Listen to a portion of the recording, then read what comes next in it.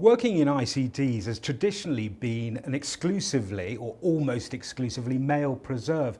What can we do to encourage more women to move into this technological sector? Now, the Serbian Minister for Telecommunications, Jasna Matic, is here.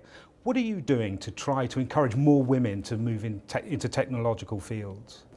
At this Plenipot, we will be proposing an amendment to the resolution number 70, which deals with empowerment of women in ICT.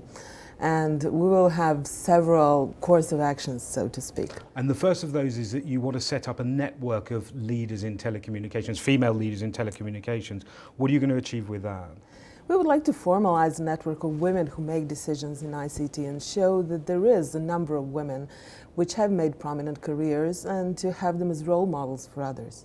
What has been the barriers to women taking up this, entering this technological field?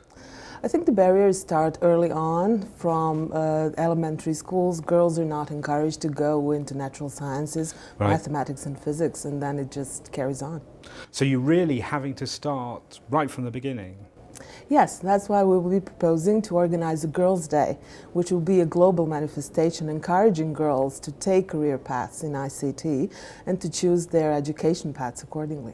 Now, is there any sort of geographical specificity to this? Is this more a sort of stereotyping that happens in the developing world, or is this globally? This, I think, is a global phenomenon. There is a little bit of less of this phenomenon in the former Eastern Bloc countries, where women took careers in engineering and technical sciences more than women in more developed countries. But now that's evening out.